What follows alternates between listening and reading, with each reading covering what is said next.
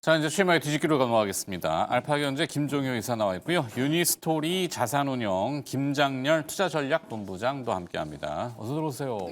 네.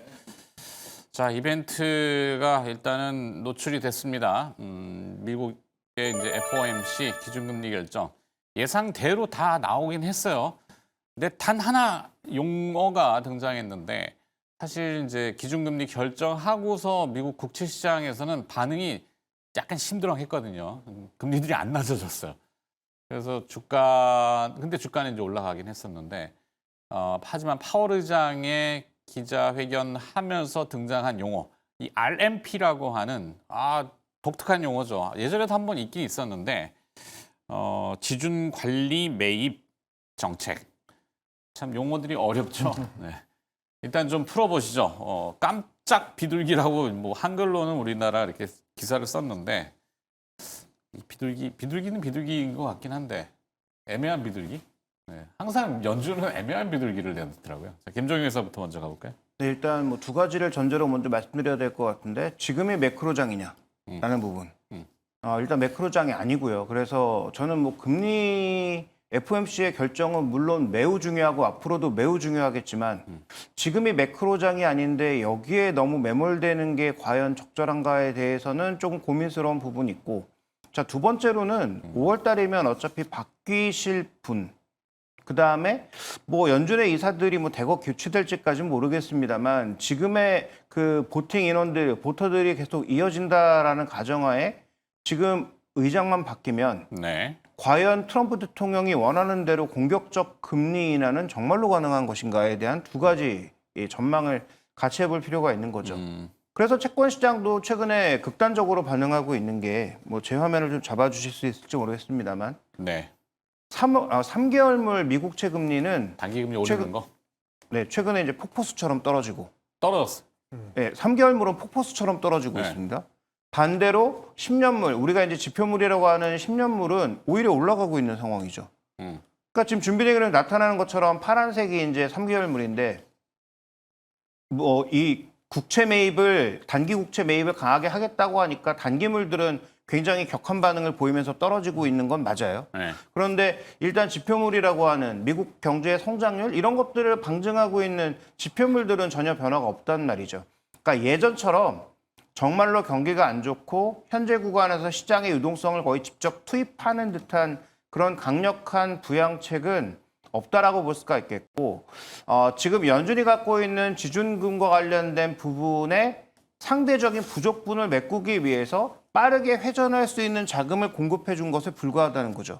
물론 이것도 큰 의미에서 보면은 시장에 자금을 공급했다, 유동성 장애다 이렇게 볼 수 있는 상황입니다만 오늘 정말 유동성 장세에 민감한 금리 연관된 종목군들이 정말로 강하게 움직였나? 반추해 볼 필요가 있는 거죠. 미국 뉴욕에서. 네, 그렇죠. 그래서 결론적으로 제가 드리고 싶은 말씀은 지금은 매크로장도 아니고 지금의 기조와 지금의 연준 의장이 길어봐야 내년 1분기까지 영향력을 발휘할 텐데 여기에 뭔가를 베팅해서 투자 전략을 결정한다라고 하는 것은 저는 일단 기본적으로 적절한 전략은 좀 아닌 것 같다. 이렇게 좀 봐야 될 것 같습니다.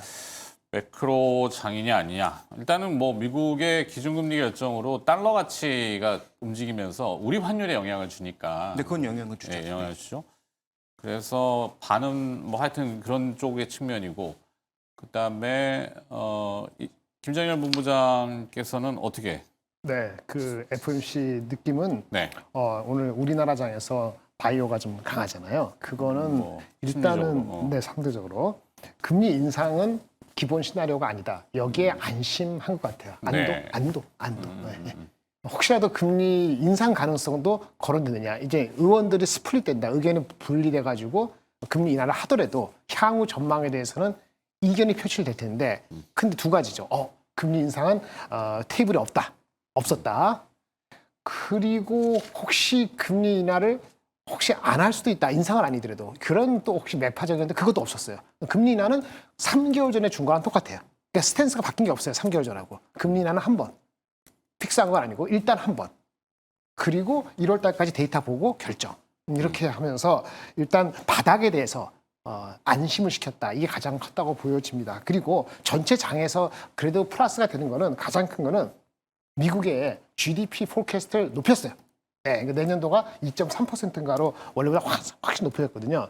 물론 올해도 높였습니다만은 그래서 한마디로 골드락스를 좀 보고 있는 거 아니냐. 뜨뜻미지근하게. 그렇죠. 고용은 신경 쓰면서 골드락스를 기대한다. 네. 그러면 고용 데이터가 나쁘면은 한 번 더 할 수도 있고. 근데 고용 데이터가 만약에 이 정도면은 그냥 안 하고 할 수도 있는 한 번 정도밖에 안 하는데 경기가 좋아요. 이렇게 했기 때문에 그러면은 플레이하기 좋죠. 그러니까 매크로 플레이가 아니고 개별 펀더멘트 산업 플레이하기 좋다라고 볼 수 있겠습니다. 그래서 이 정도면은 사실은 순풍이었다. 순풍을 보이겠다. 이렇게 일단 잠정 결론을 낼 수 있을 것 같습니다. 네. 자, 일단은 미국 뉴욕 본토에서의 반응은 미국의 머니마켓을 유동성을 공급하는 그래서 QE라고 시장에서는 QE야 그랬더니 연준에서는 not QE, QE는 아닌데 월 400억 달러면 규모가 사이즈가 꽤 크거든요. 그렇죠. 왜 이렇게 돈을 공급하느냐? 그만큼 급한 게 있나? 라고 뒤집어 보면은 결국엔 그 뉴스 이후에 뉴욕 본장 마감 이후에 오라클이 실적을 내놨는데 오라클 실적이 안 좋아서 시간에서 11% 급락을 했잖아요. 오라클은 지금 AI 버블의 중심에 서 있는 회사이기도 하고 오늘 뉴욕 본장 또 넘어가 봐야 되겠지만 이게 그잖아요. AI 버블을 틀어막으려면 돈으로 틀어막아야 되잖아요. 그래서 금리를 인하하고 거기에 RMP라고 하는 독특한 프로그램 정책을 내놓은 건가? 약간 합리적인 의심이죠. 오라클을 좀 풀어봐야 될 것 같습니다. 일단 뭐 RRP가 지금 한계에 달했기 때문에 이제 새로운 걸 들고 나온 거고 기존처럼 장기적으로 지금 뭐 아시다시피 2026년, 7년, 8년에 미국 국채 장기 국채 만기가 계속 돌아옵니다. 그러니까 여기다 장기 국채를 더 얹으면 미국 연준은 과연 시스템이 버틸 수 있나도 고민스러운 지점이기는 하죠. 그러니까 이제 장기 국채로 QE하는 건 더 이상 안 되고 그러면 이 부족한 유동성을 메꿀 수 있는 새로운 정책이 뭐냐라고 해서 기존에 하던 긴축은 멈추고 새롭게 단기 국채로 자금을 공급하는 형태로 갔고 그래서 가장 민감하게 움직였던 건 금융주들이었던 거죠. 네. 근데 오라클의 전체적인 흐름은 아직 뭐 위험할 정도는 아니라고 보는데 저는 뭐 예전에도 한번 이 오라클 얘기 나오면서 언급드렸지만 네오클라우드 쪽은 좀 우리가 볼 필요가 있겠다. 이 위험도를 볼 필요가 있겠다. 그래서 아직 M7을 걱정할 정도는 아니지만 소위 이제 네오클라우드라고 해서 진짜 많이 올라온, 그러니까 자기들이 데이터 센터 만들고 그거 이제 빌려줘서 이익 내는 이런 네오클라우드 쪽은 조금 변동성이 생길 수도 있겠다. 빠르게 수익 모델을 만들어내지 못한다면이라는 전제하에서는 저는 지금 오라클의 문제는 그 정도 수준까지라고 보고 있습니다. 네. 그러면 이제 본질적으로 뭐 엔비디아를 포함한 소위 하드웨어를 제공하는 기업들까지 영향을 줄 거냐는 아직은 그 정도 사이즈는 아닌 것 같다라고 볼 수가 있겠고 네. 그러면 이제 국내에 미치는 반도체 종목군들의 영향도 상대적으로는 좀 제한적이지 않을까 이렇게 보고 있습니다. 그렇죠. 오라클 하나의 단독 기업이라면은 좀 제한적인데 최근에 일련의 과정을 보면은 이 순환 출자까지는 아니지만 순환 구조 서로 이제 물귀신처럼 다 물고 들어가는 형태 그거를 이제 시장이 걱정하는 거 아니겠어요? 오라클이 뭐 작은 불씨겠지만 뭐 손으로 눌러 끌 수 있는 불씨가 될지 아니면 눌러 껐는데 이게 네네. 확 번질지 이건 아무도 아직은 알 수 없는데 일단 미국의 주가지수 선물이라고 하는 게 아시아에서 지금은 약세 마이너스잖아요. 그러면 이제 우리 본 후반장으로 가면 또 오늘 또 선물 옵션 동시만기도 있고 막 뭐 이 변동을 어떻게 줄지 거기에 하이닉스는 투자 경고에 지금 또 들어가 있고 막 이런 복잡한 산식들이 엉켜 있어서 자, 오라클을 좀 봐주시면. 근데 IT? 오라클은 사실은 그 중심에 있는 건 오픈 AI죠. 오픈 AI. 근데 오픈 AI 상장이 안 돼 있으니까 오라클 가지고 들이다 패는 거예요. 네. 그렇게 보시면 돼요. 오라클에 오늘 보니까 RPQ인가 RM 헷갈리는데 R 말씀하시니까 그 수주 받은 거는 또 늘었어요. 네. 5,700억 달러 얼마 늘었는데 근데 그 문제는 그거의 한 60%가 3,100억 불이 다 오픈 AI거든요. 아, 오픈 AI. 그래서 그런 거죠. 그래서 주가를 많이 패는 거예요. 지금 당장에 PER이 엄청 비싼 건 아닌데 이 정도. 외상 매출. 네네네. 그래서 뭐 실적으로 따지면 뭐 PR이 좀 다시 원래 그 있기 전에 3개월 전 밑으로 갔기 때문에 이게 부도로 임박했다 그러면 사실은 아까 말씀하신 코어웨이브나 네비우스 이런 것들이 더 부채들이 더 먹고 사실은 걔네들은 PR 말도 안 되죠. 네. 그런 게 좀 신경이 쓰이는 거고. 근데 아시다시피 유동성가 400억 불 저기 뭐 연간 우리는 국채 매입한다 다시 한다 그러면 사실은 한 달에 보통 국채 매입을 한 달에 치면 한 5천억 불, 6천억 불 해요. 미국이 네, 순수. 네, 네. 한 6, 7% 됩니다. 적은 물량 아니에요. 그러니까 제가 말씀하신 대로 그렇게 틀어막거나 아니면 위험돼 있는 쪽은 좀 풀어주자.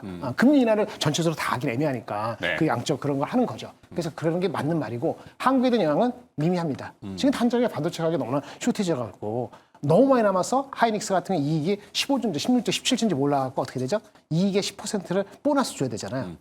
그 보너스가 많이 반영되면은 그 4분기 실적이 원래보다 좀 적게 나오겠지만 그런 상황인 거기 때문에 영향은 사실은 하이닉스 삼성전자는 단기적으로 거의 없다고 보고 다만 투자 경고 먹은 거는 신용 못하니까 신용 유지 못하니까 24일까지 그때까지는 흥분하는 걸 좀 가라앉히는 그런 효과 정도로 보시면 될 것 같습니다. 네.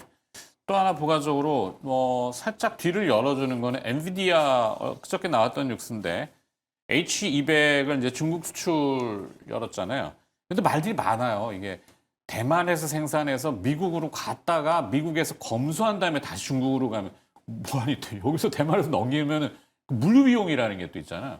거기에 또 수출 금액의 25%는 삥 뜯어 가겠다 이렇게 또 했고 거기에 또 한 가지가 이제 의구심이지만 엔비디아가 H200에다가 위치 추적 칩을 달아서 어디에 쓰이는지도 파악하겠다. 그러면 중국 입장에서 와 좋아할 일은 아니란 말이죠.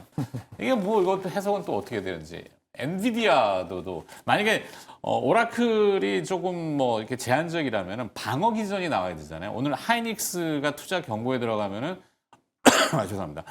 대안으로 그러면 삼성전자를 사자라든지 삼성 SK 하이닉스가 뭐 ADR을 뉴욕에다가 상장한다. 삼성전자도 하지 않겠어? 라고 하는 이런 방어적 기전. 자, 이 방어 기전 IT에서는 뭐가 있는지 엔비디아? 네, 일단 지금 현재 구간에 말씀해 주신 그 엔비디아와 중국 이슈는 그래서 과거만큼 한때 막 20%를 넘었던 그런 비중만큼 갈 가능성은 없다고 봅니다.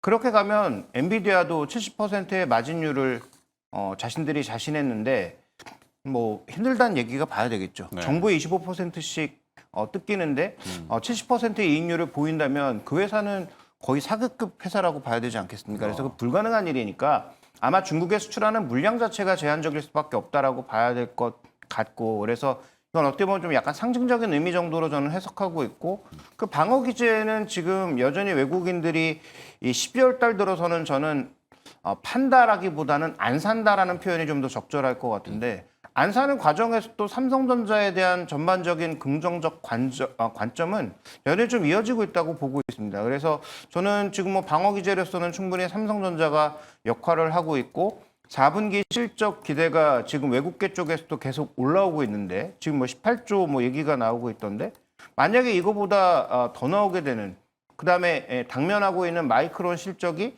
시장의 예상치를 또 훌쩍 뛰어넘는 모습을 보여준다면은 이쪽의 이익 변동은 적어도 내년 1분기까지는 없다라고 봐야 되기 때문에 저는 뭐 방어 기제로서는 마이크론과 삼성전자가 충분히 역할을 잘해주고 있다 이렇게 좀 판단하고 있습니다. 네.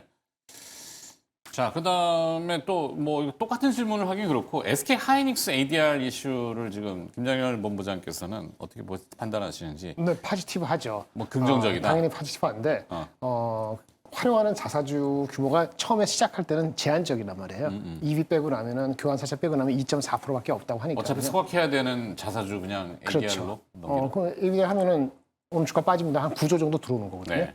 그 자사주를 넘기면 누가 살 거 아니에요. 그러니까 TSMC의 그 선례를 지금 카피한 걸 수도 네네. 있죠. TSMC도 미국에 ADR이 있는데 근데 주가가 동행하죠. 좀 달라요. 달라요? 다른 게 우리는 이제 2.4%를 하고 돈을 들어와요. 네. 캐시플로우. 그러면 캐펙스 하겠죠. 그리고 우리 10조가 별로 안 되지만 미국 시장이 10조 해봤자 작잖아요. 네. 그러니까 별거 아닌 것 같지만 일단 스타트를 그렇게 하는 거죠. 그리고 앞으로 더 한다면 자사주를 사가지고 계속적으로 그 ADR로 계속 해서 ADR 늘린다. 뭐 그렇게까지 정부가 허용할지 모르지만 그렇게까지 확대하면 비중이 더 높아질 수 있겠죠. 그러면 TSMC는 어떠냐? TSMC는요 좀 달라요. TSMC는 상장한 게 93년도고요. 상장되고 나서 4년 뒤에 바로 미국의 ADR 상장합니다. 그게 바로 이루어졌어요. 상장하기 전 상장하기 전 1년 동안 주가가 한 40-50% 오르고요. 97년 10월에 상장되는데 미국에 상장되고 나서 미국에 상장된 거 150% 올랐어요 주가가. 걔네들은 거꾸로 상장되고 나서 97년 10월부터 뭐죠? 그다음에 2001년 버블 하기 전까지 장이 좋았잖아요. 그래서 TSMC는 아이러니하게도 ADR 상장하고 주가 많이 올라요. 우리는 뭐죠? 미리 지금 200몇 프로 올라서 다르고 걔네들은 자사주를 매각한 게 아니고 네. 필립스라는 그 주주가 있어요. 걔네가 갖고 있는 주식을 미국의 시장의 ADR에 해서 그걸 매각했어요. 네. 그래서 걔네들은 캐시플로우가 들어온 게 아니에요. TSMC는. 그럼에도 불구하고 장이 좋기 때문에 한 거거든요. 그러니까 우리가 조금 다르다는 거예요. 그래서 네. 우리는 익스포저를 얼마나 늘릴 수 있느냐에 따라 실적이 다른데 센티먼트는 한 달 내에 전파하기로 했으니까 주가는 반영이 돼야 되는데 투자 경고를 만나서 지금 반영을 못하는 거죠. 네네네. 그래서 그거는 플러스 요인입니다. 네. 예, 당연히 플러스 요인입니다. 플러스 요인. 근데 주가는 오늘 이제 투자 그 경고 맞습니다. 때문에 조금 그렇죠. 뭐 약세인데 뭐 약보합 정도가 되는 것 같고. 일단 뭐 돈을 가지고 이제 본업이 잘 되는 거에 재투자한다면은 더 이 영업 레버리지나 매출 레버리지가 승수될 텐데 잘 하겠죠. 잘 할 거라고 믿고. 금산분리 얘기하잖아요. 반도체는 특혜적으로. 그러니까 지금 돈이 궁해서 그러니까 미국도 아까 그 오라클 이슈도 그렇고 뭐 금리를 낮춘 것도 마찬가지지만 계속 이제 틀어막고 돈으로 막 뭐 의학을 죽인다 이렇게 해야 되나? 자 반도체의 금산분리 특혜성 뭐 완화 이슈가 있잖아요. 오늘도 아마 발표를 할 것 같은데 이것도 포지티브 플러스? 일단 뭐 긍정적으로 이건 소부장 쪽에 좀 더 포지티브한 게 아닌가.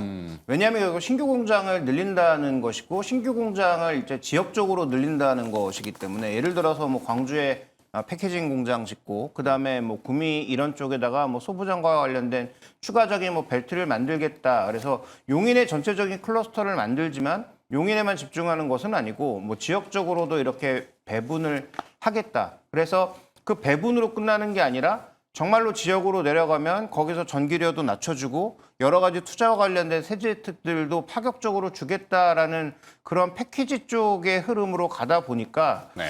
이건 뭐 SK하이닉스나 삼성전자에게도 당연히 좋은 일이 될 수도 있겠지만 소부장 쪽에 좀 더 긍정적 이슈가 아닌가라고 보고 있고 신규 공장이 늘 때 그 안에 이제 필수적으로 들어갈 수밖에 없는 뭐 기초 소재라든지 아니면 뭐 전공정 장비들 쪽에는 올해 조금 10월 달부터 주가 조정이 있었는데 내년 뭐 1분기부터는 오히려 긍정적 반전 요소들이 코스닥 시장의 자금 수요와 더불어서 좀 더 긍정적으로 나타나지 않을까. 저는 그래서 오히려 소부장 쪽에 좀 더 포커스를 둬야 될 거라고 보고 있습니다. 네.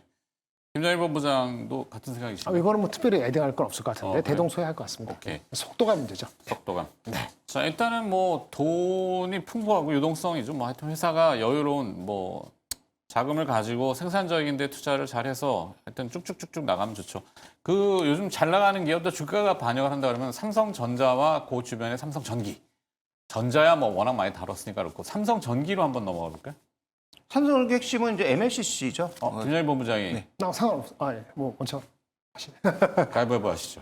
원차세요. 괜찮습니다. 네. 예, 뭐 MLCC 그다음에 지금 3대 사업부가 다 좋아지고 있다는 게 핵심입니다. 그래서 유리기판은 뭐 지금 당장은 아니지만 가능성을 보고 있고 이쪽도 신규 투자가 되고 있는 상황인데 정부가 하겠다는 소위 이제 국민성장 펀드라고 하는 게 뭐 지금 당장 되는 건 아니지만 미래 가능성을 보고 투자하는 기업들에게 뭔가 계속 모멘텀을 주고 있다 보니까 그러면 뭐 지금 기판도 잘 되고 있고 그다음에 뭐 카메라 사업부도 크게 나쁘지 않고 MLCC는 뭐 폭발하고 있는 상황이니까 여기다가 이제 유리기판 모멘텀까지 더하면 삼성전기는 올해 실적으로 보면 주가가 비싸 보이지만 내년도의 실적이 과연 얼마나 늘어날 거냐의 문제로 보여집니다. 그래서 뭐 삼성전기는 뭐 예전부터 긍정적으로 말씀드리고 있지만 지금 가격에 신규로 사기는 좀 어려운데 아까 언급드렸던 대로 삼성전기가 유리기판에 앞단을 하는 게 아니고 TGV 공정이 끝난 걸 가지고 뒷단에서 전체 패키징을 포함한 뒷단을 만드는 것이기 때문에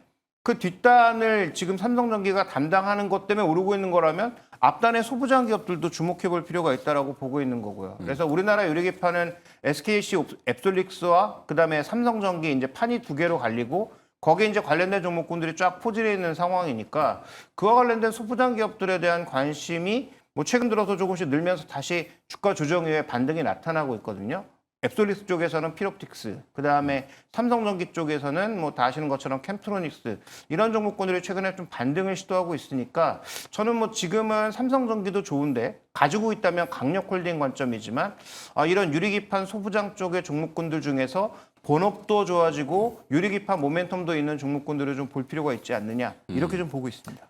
네, 그것도 그렇고, 자, 삼성전기는 뭐 제가 자주 쓰는 표현인데, 좋은 의미로 해석해 주시면 좋겠고, 과거에는 이제 종합 전파상, 뭐 요즘은 그 철물점이라고 해야 되나, 가면은 모든 게 다 있는 만물상 같은.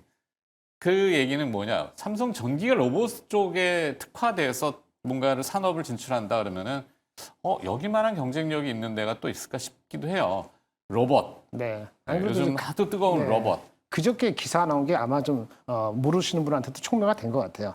그저께 나온 것 같은데 노르웨이 기업 알바 인더스트리즈라는 것에 맞아요. 투자를 한다고 나왔는데 발음이 어렵던데, 네네. 노르웨이 기업. 알바 인더스트리 이게 초소형 로봇 모터. 손 네. 로봇 손의 그 모터 그거를 하는 회사라고 합니다. 네. 그래서 그거를 해서 이렇게 나왔는데 그래서 나쁘게 생각하면 나쁘게 얘기해 볼게요.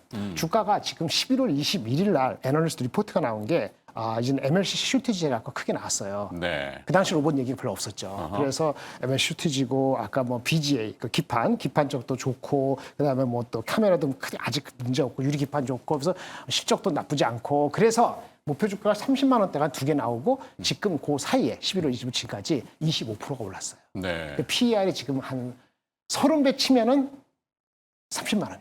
30배를 주면은 30만 원 멀티를. 30배가라는 것이 내년에 30% 정도 EPS가 성장한다고 보기 때문에 컨센서스가 추가해서. 그러면 그 정도면은 내후년도 내려가는 게 아니면 성장률이 확 내려가는 게 아니면은 30배까지 보는 그 포캐스트가 타당성이 있는 거고 거기에 맞춰 주가가 올라왔어요. 미리. 이미 올라왔다. 그럼 더 가야 되는 건 어디까지 가야 되느냐 말씀드리면은 더 가는 건 아까 말한 거로 이런 거 하고 내러티브. 그다음에 북미 그러니까 테슬라죠. 네. 지금 말씀 삼성전자 테슬라 7월 29일 한 거 테슬라 쪽으로 카메라 모듈 휴머노이드 그거가 27년부터인가 그 시작되기 때문에 그게 나중에 지금이 아니라 나중에 되면은 26년이 아니고 27년 30배로 갈 수가 있거든요. 네. 그때는 27년 성장률이 어느 정도 나와야 되겠지 지금보다는 그러면은 이 숫자가 26년 26년이 아니고 27년으로 30배가 가면은 그러면 얼마 나오냐? 지금 기준으로 한 36만 원 정도 나와요. 네. 그 어디까지 볼 거냐에 따라서 미리 달렸기 때문에 좀 쉬어가자. 그럼 새로운 거는 다른 게 살 수 있고 갖고 계신 분들은 포트 비중에 따라 달라진다. 30만 원 타당하다. 그 이상은 27년을 땡겨야 되고 거기는 북미 카메라 모듈, 그 테슬라 이거하고 로봇은 내러티브 나왔는데 좀 네. 구체적인 이런 게 나오면은 그때는 30만 원 중반대 목표 주가 나오고 그때 더 올라갈 것 같아요. 그렇겠죠. 그러니까 실체보다는 사실 이제 내러티브라는 건 서사, 스토리 라인을 쭉 잡고 이렇게 갈 거고, 이렇게 갈 거고, 이렇게도 갈 거야 라고 해서 그걸 이제 선제적으로 주가에다 막 반영시키는 거죠. 뭐 주식 시장이 항상 경기에 선행한다는 건 이렇게 교과서적으로 나오는 거니까 뭐 그렇다 쳐도 조금 과하게 당겨오고 있다라는 게 김장일 본부장의 의견이신 거 맞나요? 당하게 당긴 게 아니고 지금까지 올라온 건 타당했다. 타당했다. 근데 이거 지금 최근 20일 동안에 25% 올랐잖아요. 더. 그럼 이제 한 달 사이에 또 25%냐? 그건 아닐 것 같다. 오케이. 그 정도 알아야죠. 네. 그러면은 뭐 여러 가지 의견들 종합적으로 봤을 때 시장 의견과 그다음에 또 김종현 의사는 선택지가 있으신 것 같은데 여기. 네, 방금 말씀드렸던 것처럼 유리기판 쪽에 뭐 종목들이 굉장히 많아요. 삼성전기 밑으로 소위 이제 TGV라고 해서 그 글래스 비아를 하고 있는 그런 여러 가지 기업들이 있는데 그 기업들이 뭐 당장 실적 나오는 것도 아니고 그 다음에 지금 현재 구간에서 수율이 다 확인된 것도 아닙니다. 그럼에도 불구하고 중요한 포인트는 지금 현재 구간에서 본업이 돌아서는데 거기에 이제 유리기판이 붙는 종목군들을 좀 봐야 된다라고 보고 있어요. 그러니까 캠트로닉스 같은 경우에는 뭐 예전에 AP 시스템도 한번 말씀드렸고 뭐 선직 시스템도 말씀드린 적이 있지만 네. 지금 삼성뿐만 아니라 중국의 3대 디스플레이 회사들이 OLED 투자를 뭐 엄청나게 수십조 단위로 하고 있단 말이죠. 네. 그러니까 이런 OLED 쪽에 회복되는데 기본적으로 본업의 회복이 있고 거기다가 플러스 유리기판 쪽에 모멘텀이 붙고 있으니 그다음에 이제 캠트로닉스 쪽이 최근에 여러 가지 기술 개발과 관련된 여러 가지 뉴스들이 최근에 계속 줄을 잇고 나오고 있다라고 본다면은 저는 한번 관심 가질 필요가 좀 있지 않느냐. 지금처럼 가격 조정과 기간 조정이 진행된 상태에서는 조금 유효할 것 같다. 이렇게 보고 있습니다. 네. 캠트로닉스도 대세를 이렇게 빠르게 이 판세를 읽어가지고 적응하려는 2세 경영이 본격화된 걸로 알고 있는데 예전에는 UTG죠. 울트라 싱글래스를 조금 많이 디벨롭 하려다가 그쪽 시장이 약간 요즘 뭐 좀 심드렁하니까 빼버린 것 같은데 막 그런 거 있어요. 막 유리를 구부리려면 막 슬륵산 얘기 같은 거 강제 주입시켜가지고 유리의 물성 자체를 조금 이렇게 물랑물랑하게. 근데 거기서 이제 유리기판 쪽으로 또 물론 유리를 다루고 진심이 있다면은 캠트로닉스. 그다음에 이제 김장렬 이사는 시장 전략 그리고 혹시 뭐 어떤 대안의 투자? 글쎄요. 지금은 그냥 우리 산업에서 가장 큰 거 반도체하고 바이오의 비중. 네. 혹시 많이 빠지면 오늘 미리 올라서 애매한데 뭐 그 전력에서의 일부 이렇게 믹스를 정확히가 아니고 적절히 하는 그거를 가장 중요한 것 같아요. 장은 자리를 잡았고요. 이익 전망이 우리나라 코스피가 확 빠지지 않으면은 다시 3,900 이렇게 갈 가능성은 거의 지금 희박해졌다고 보여지거든요. 4천은 탄탄한 지지선이다. 다만 PER 11배 정도가 지금 4,100, 4,200이에요. 그럼 무슨 얘기냐? PER 자체가 높아져서 리레이팅해서 4,500 가는 거는 오늘까지 나온 것만 가지고는 조금은 약간 부족한 게 있기 때문에 네. 차분하게 그 믹스를 잘 해가지고 하시는 것이 중요하다라고 할 수 있겠습니다. 산업에서 주도가 되는 믹스를 핵심적으로 한 70%는 갖고 계시는 게 60, 70%. 그 다음에 나머지는 트레이딩을 섞어가는 게 맞을 것 같아요. 네. 뭐 요점은 아마도 이게 쫙 펼쳐놓는 것보다는 압축하고 그다음에 시장에 주도하는 헤드 쪽에 중심을 두자 뭐 이런 거. 네, 그렇게 말을 맞습니다. 표현하기가 좀 어려운데. 약간 바벨인데 그래도 포커스는 한두 개 정도는 갖고 계셔야죠. 바벨. 그게 저는 반도체하고 바이오 이렇게 플러스 하나 정도. 네. 바벨 전략 뭐 찾아보면 또 나옵니다. 이렇게 동시에 드는 거. 알력 운동할 때 덤벨 바벨이니까. 이렇게 네. 하는 거죠. 덤벨은 이쪽 올라가면 이쪽을 이렇게 하는 거고 바벨은 같이 들어올리는 형태. 아유, 뭐 풀어드리려니까 좀 어렵네요. 자, 일단 오늘 시장 뒤집기 들어봤고요. 유니스토리 자산운용의 김장렬 투자전략본부장과 알파경제 김종효 이사였습니다. 고맙습니다. 네, 감사합니다.